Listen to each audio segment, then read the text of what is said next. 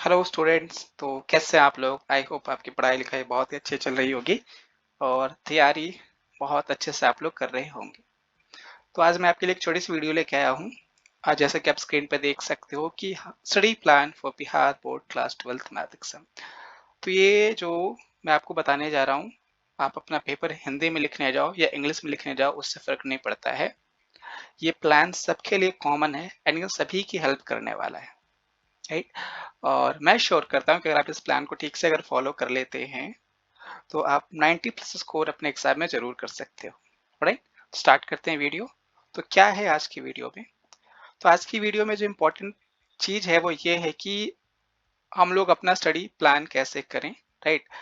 मैं आपकी हेल्प करना चाहता हूँ आपके एग्जाम की एक अच्छी प्रिपरेशन के लिए, ओके।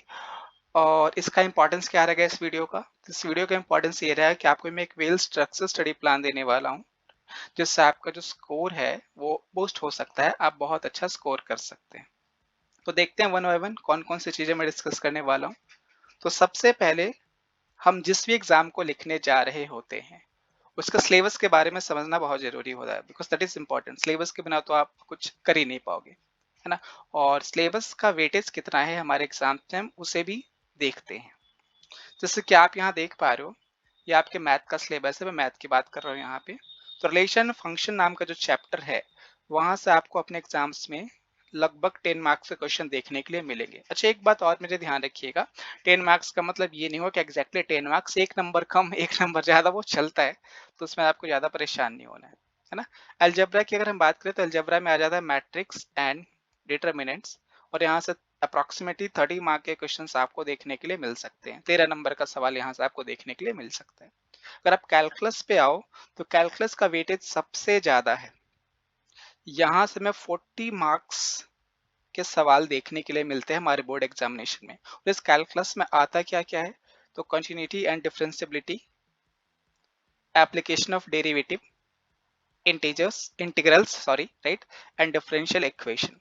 ये आपके कैलकुलस का सिलेबस है। तो अगर आप ध्यान से देखें तो ज्यादा चीजें है नहीं आपके पास। कंटिन्यूटी है, डिफरेंशियबिलिटी है, एप्लीकेशन ऑफ डेरिवेटिव है, इंटीजर्स, फिर से मैं इंटीजर्स बोल रहा हूँ, इंटीजर्स नहीं, इंटीग्रेशन, और फिर डिफरेंशियल इक्वेशन, राइट। तो एक्चुअली अपने आप में बहुत बड़ा है, तो इसलिए यहाँ से आपको मार्क्स भी ज्यादा दिखते हैं, 40 मार्क्स दिखते हैं, है ना। फिर आते हैं वेक्टर इन 3D पे। इसमें बस आपको दो ही चैप्टर देखने हैं, एक वेक्टर का और एक 3D का, और ये 18 मार्क्स का है। आप देख रहे हो, सिर्फ दो चीजें, 18 मार्क्स, और ये बहुत ही ज्यादा इंपॉर्टेंट हो गया, राइट। और अगर एलपीपी को देखो तो 9 मार्क्स, 9 मार्क्स अब अलग अलग जगह पे क्वेश्चन आएंगे, तो 9 कभी कम कभी थोड़ा ज्यादा ये चलता है, तो उसमें आप परेशान मत होइएगा। ये मैं आपको एक एवरेज मार्क्स दे रहा हूँ, कितने मार्क्स तो एटलीस्ट कम से कम थोड़ा आगे थोड़े पीछे आपको मिल ही सकते हैं। और ये बहुत छोटा सा चैप्टर है और बहुत आसान सा चैप्टर भी है, तो यहाँ से इजिली स्कोर किया जा सकता है। फिर अगर प्रोबेबिलिटी की बात करें तो प्रोबेबिलिटी में जो हमारे 12th का जो पार्ट है, जो सिलेबस है, वहां पे मिलेगा conditional probability, Bayes theorem, random variables and probability distribution, 10 marks. Fine. तो मे बी अगर आपको लगता हो कि कैलकुलस इज डिफिकल्ट, कैलकुलस थोड़ा मुश्किल है, हाँ मैंने देखा है बच्चे स्ट्रगल करते हैं कैलकुलस में, तो आप वहाँ पे एक काम करिए कि आप इंटीग्रेशन के फॉर्मूले और डिफरेंशिएशन के फॉर्मूले ठीक से याद रखो, तो वहां से आपके 1 मार्क्स वाले सारे क्वेश्चंस हो जाएंगे। अगर आपको बड़े बड़े क्वेश्चंस करने में प्रॉब्लम हो रही है तो इट्स ओके, फाइन, कोई दिक्कत नहीं है। आप एटलीस्ट दोनों के फॉर्मूले याद रखिए, सिर्फ फॉर्मूले याद रखने से ही, बेसिक बेसिक छोटे छोटे क्वेश्चंस करने से आप कैलकुलस को अच्छे से कवर कर पाओगे, अगर डिफिकल्ट वाले क्वेश्चंस आपसे नहीं होते हैं तो। लेकिन अगर थोड़ा एफर्ट आप मारेंगे तो फिर और अच्छा हो जाएगा, राइट।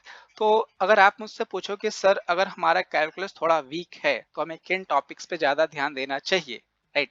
तो अगर आपका कैलकुलस वीक है तो देख लो vector in 3D, 18 marks, matrix and determinant, जिसे हिंदी में आव्यूह सारणिक कहते हैं, 13 marks, right. LPP 9 marks, right. Relation function, छोटा सा चैप्टर, आसान सा चैप्टर, फॉर्मूला बेस्ड वाला चैप्टर है, तो आप जरा देख लीजिए। 40 मार्क्स को अगर छोड़ भी दें फिर भी 60 मार्क्स मिलके छोटे छोटे चैप्टर्स आपको दे रहे हैं। और यहाँ 40 में अगर आपने थोड़ा एफर्ट मार लिया तो आप जरा सोचिए, अगर आप फॉर्मूले बस याद करके रखते हैं तो कम से कम 15 मार्क्स तो आपके हो जाने चाहिए 1 नंबर वाले, है ना। तो इसलिए मार्क्स को समझना बहुत जरूरी है, वेटेज को समझना बहुत जरूरी है, इसलिए आप सिलेबस को ध्यान से देखिए और इसके अकॉर्डिंग अपना प्रिपरेशन करिए। इसके बाद कि हमें अपना स्टडी कैसे शेड्यूल करना चाहिए, तो बात ऐसी है कि आपको पर डे एटलीस्ट कम से कम 2 से 3 घंटे मैथ को देने हैं। This is important. प्रैक्टिस करना होगा यहाँ पे, आप जितनी ज्यादा प्रैक्टिस करोगे उतनी ज्यादा चीजें आसान होती जाएंगी और आपका काम बड़ा इजी हो जाएगा, है ना। तो डेली का आप शेड्यूल बना लो कि 2 घंटे 3 घंटे आपको मैथ के लिए निकाल लेने हैं, राइट। और अभी तक आपने बहुत कुछ पढ़ लिया होगा, तो आप ये काम करिए कि जो चीजें आपने पढ़ ली हैं टॉपिक वाइज डिसाइड कर दो कि मैं मंडे को कल जबरा पढ़ने वाला हूँ, ट्यूसडे को कैलकुलस पढ़ने वाला हूँ। ये एक छोटा सा एग्जाम्पल है, राइट। आप अपने हिसाब से अपने अकॉर्डिंग इसको डिसाइड कर सकते हैं। और जो next and very most important part कि रिवीजन डेज, रिवीजन बहुत जरूरी है। सिर्फ पढ़ते जाएंगे पढ़ते जाएंगे पढ़ते जाएंगे वहां से बात नहीं बनती, हमें रिवीजन करना चाहिए, बिकॉज रिवीजन नहीं करोगे तो आपको चीजें याद नहीं रहेंगी, है ना। इसलिए रिवीजन का टाइम निकालिए, पढ़ना अच्छी बात लेकिन साथ में रिवीजन करना बहुत अच्छी बात, ओके। तो इसलिए रिवीजन का टाइम जरूर निकालिए, राइट। अच्छा, प्रैक्टिस को किस तरीके से करें, क्वेश्चन प्रैक्टिस कर रहे हैं तो किस तरीके से करें, कौन सा टेक्स्ट बुक फॉलो करें, रेफरेंस क्या लेके आए, कैसे मतलब करना है। तो मैंने इसको 3 पार्ट में ब्रेक कर दिया है। सबसे पहली बात, एनसीईआरटी टेक्स्ट बुक, या फिर अगर आप बिहार बोर्ड की बुक्स यूज करते हैं तो आप उसके क्वेश्चंस को सॉल्व करिए, विद एग्जांपल्स सॉल्व करिए। एक्सरसाइज में जो क्वेश्चंस होते हैं वो तो करने हैं, आप उनके एग्जांपल्स भी साथ में लगाओ। पहले ये करो, एनसीईआरटी टेक्स्ट बुक करो। उसके बाद पिछले कम से कम 5 साल के आपको क्वेश्चन सॉल्व करने हैं। प्रीवियस 5 years क्वेश्चंस एटलीस्ट आपको सॉल्व करने हैं, और ये मैं बोर्ड की बात कर रहा हूँ तो बोर्ड के लेवल के क्वेश्चंस आपको सॉल्व करने हैं, राइट।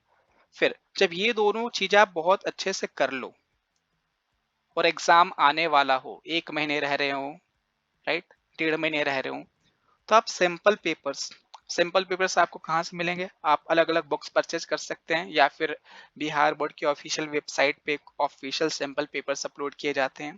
तो आप उन सैंपल पेपर्स का प्रिंट आउट निकालें और उन्हें सॉल्व करना स्टार्ट करें, वहां से आपको बहुत आइडिया मिलेगा, है ना। आई होप मेरी बात आपको ठीक से समझ में आ रही है ना। अब पढ़ाई करते समय किन बातों का ध्यान रखना होता है, तो 2 पार्ट्स ध्यान से आप देख लीजिए। एक तो आपके कॉन्सेप्ट्स क्लियर होने चाहिए, रटना नहीं है, क्योंकि math is not only about रटना, राइट। आप मैथ में कितना रट लोगे बता दो, ज्यादा नहीं रट सकते, फॉर्मूले रट सकते हैं बट प्रैक्टिस तो एटलीस्ट करना है, आपको कॉन्सेप्ट समझने पड़ेंगे। आप कॉन्सेप्ट को ठीक से समझिए, कॉन्सेप्ट ठीक से समझ जाएंगे तो चीजें आसान हो जाएंगी, राइट। रोट लर्निंग पे बिलीव नहीं करना है, रट्टाफिकेशन पे बिलीव नहीं करना है, आपको कॉन्सेप्ट समझने हैं। और जब आप क्वेश्चन प्रैक्टिस करते हैं तो आपको डाउट्स आएंगे, और डाउट्स आना एक बहुत अच्छी क्वालिटी है। डाउट्स आना ये शो करता है कि आप मेहनत कर रहे हो, राइट। आप चीजों को ट्राई कर रहे हैं और आपसे नहीं हो रहा है।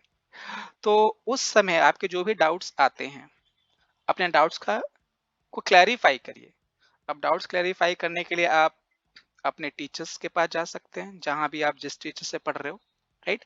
या फिर अगर आप चाहो तो ऑनलाइन रिसोर्स भी यूज कर सकते हो, बट मैं एक चीज बोलूंगा कि ज्यादा बेटर है टीचर्स को रीच आउट करिए, राइट। क्यों? क्योंकि ऑनलाइन रिसोर्सेज तो हैं अवेलेबल, ऐसा नहीं कि नहीं है। मुझे ऐसा लगता है कि डिस्ट्रैक्शन ज्यादा है ना। जैसे कि आप वीडियो पे कोई यूट्यूब पे अगर आप कोई वीडियो देखना स्टार्ट कर लेते हो तो काम की चीज के पहले आप 10 फालतू की चीज देखोगे। तो अगर आप इस डिस्ट्रैक्शन से खुद को बचा सकते हैं तो ठीक है, यूज ऑनलाइन रिसोर्सेस, बिल्कुल यूज करिए, राइट। और अगर लगता है कि नहीं मैं डिस्ट्रैक्ट ज्यादा होता हूँ तो सबसे सीधा सा तरीका है कि आप जहां भी पढ़ते हो, जिस टीचर से पढ़ते हो, उन्हें रीच आउट करो, उनसे मिलो, अपने डाउट्स उन्हें बताइए, वो आपके डाउट्स आपको सॉल्व करके दे देंगे। फाइन। चलो, अब रिसोर्स का यूज कैसे करें ये भी एक बहुत इंपॉर्टेंट बात है। जैसे कोई बोलेगा कि सर एनसीईआरटी या फिर बिहार टेक्स्ट बुक से सब हो जाएगा क्या, तो ऐसा है कि अगर आप एनसीईआरटी के साथ previous year questions at least 5 years के कर लेते हैं तो आप 90+ स्कोर आराम से कर सकते हो, इसमें नो डाउट, कोई डाउट नहीं है, इसकी मैं 100% गारंटी लेता हूँ। लेकिन अगर आपका मन फिर भी नहीं भरता है, अगर आपको लगता है नहीं मुझे और चाहिए और चाहिए और चाहिए, तो हमारे पास बहुत सारी बुक्स हैं। आप R D Sharma book solve कर सकते हैं या फिर के सी सिन्हा की बुक सॉल्व कर सकते हैं। आर डी शर्मा सर की बुक या फिर के सी सिन्हा सर की बुक सॉल्व कर सकते हैं, राइट। बट अगेन ये आप तब करना जब आपके पास टाइम बच रहा हो या फिर आपने शुरू से किया हुआ है तब। अभी ये ऑलमोस्ट अगस्त खत्म, सितंबर स्टार्ट होने वाला है ना। अगर आप सोचो कि अभी हम स्टार्ट करते हैं चैप्टर 1 से तो फिर मुश्किल हो जाएगी, क्योंकि यहाँ पे बहुत सारे क्वेश्चंस होंगे, बहुत सारा प्रैक्टिस करना पड़ेगा आपको, राइट। तो अगर आपने शुरू से बुक्स फॉलो की है तो अभी आप उससे फॉलो कर लीजिए एडिशनल प्रैक्टिस के लिए। लेकिन अगर अभी तक आपने नहीं किया है तो आप एनसीईआरटी पे ही फोकस करो, बिहार टेक्स्ट बुक पे ही फोकस करो, प्रीवियस ईयर क्वेश्चन पे फोकस करिए और सैंपल्स पेपर पे फोकस करिए, है ना। और अगर कहीं आप किसी टॉपिक में अटकते हैं, फंसते हैं, तो आप अपने टीचर्स के पास जाइए, राइट। कभी कभी होता है कि किसी रीजन से आपको अपने टीचर से हेल्प नहीं मिल पाती है, तो उस केस में आप क्या कर सकते हैं, आप ऑनलाइन वीडियोस की हेल्प ले सकते हैं। डिफिकल्ट टॉपिक के लिए जो आप एक बार में नहीं समझ पाए, आपको दोबारा चाहिए एंड आपके टीचर आपको टाइम नहीं दे पा रहे किसी भी एक्स वाई जेड रीजन से। वैसे तो टीचर ऐसे नहीं होते, वो आपको टाइम जरूर देंगे, लेकिन अगर किसी भी एक्स वाई जेड रीजन से वो आपको टाइम नहीं दे पा रहे हैं तो आप प्लीज वीडियोस को रेफर करिए, ऑनलाइन ट्यूटोरियल्स को रेफर करिए। इट विल हेल्प, क्या आपकी हेल्प करेगा। अब है कि रिवीजन और टाइम मैनेजमेंट कैसे करना है। तो रिवीजन में हमें किन किन बातों पे ध्यान देना होता है। तो रिवीजन करते समय हमें सारे फॉर्मूलेज ठीक से लर्न कर लेने होते हैं। जितने भी हमने थ्योरम्स पढ़ी है, सारे थ्योरम्स को हमें ठीक से समझ लेना होता है। और कॉन्सेप्ट्स, ये जो तीन चीजें आपको दिखाई दे रही है, फॉर्मूले, थ्योरम एंड कॉन्सेप्ट्स, इनका रेगुलर रिवीजन जरूरी है। जैसे अगर आप इंटीग्रेशन का चैप्टर पढ़ो तो इंटीग्रेशन के चैप्टर में बहुत सारी चीजें हैं, जैसे कि पार्शलाइजेशन से पार्शियल फ्रैक्शन करके इंटीग्रेशन करना है, different different things are there. प्रतिस्थापन करते हैं, सब्स्टिट्यूशन करते हैं, राइट। तो जब तक इनको आप बार बार देखेंगे नहीं, रिवाइज नहीं करेंगे, तो ये चीजें याद नहीं होंगी। तो रिवीजन करने का मेन फंडा ये है कि आपको फॉर्मूले याद होने चाहिए, थ्योरम्स पे अच्छे से कमांड होना चाहिए, कॉन्सेप्ट सारे क्लियर होने चाहिए, ओके। और जब आप क्वेश्चन प्रैक्टिस कर रहे होते हैं तो आप एक ऐसा इन्वायरमेंट सेट करो कि टाइम लिमिट के अंदर क्वेश्चन सॉल्व होने चाहिए।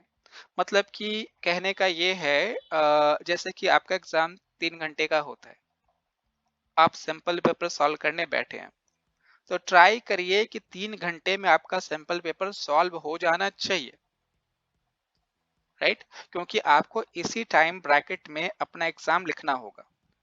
तो अगर आप इसकी लगातार प्रैक्टिस करते हैं तो आपका काम बोर्ड एग्जामिनेशन में, मतलब फाइनल वाले दिन, आसान हो जाएगा, है ना। तो इसका आपको ध्यान रखना होगा, राइट।